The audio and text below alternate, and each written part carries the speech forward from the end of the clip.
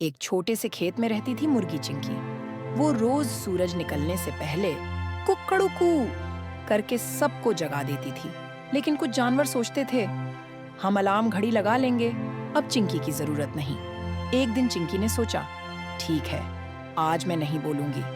अगली सुबह खेत में सब लेटे रह गए। गाय का दूध दोपहर में निकला, भालू स्कूल ही नहीं पहुंचा और तोता तो ब्रश करना भूल गया। सबको समझ आ गया, चिंकी सिर्फ मुर्गी नहीं, जंगल की अलार्म क्लॉक है। अब चिंकी के लिए हर सुबह तालियां बजती हैं और उसे मिला है एक गोल्डन घंटी वाला ताज।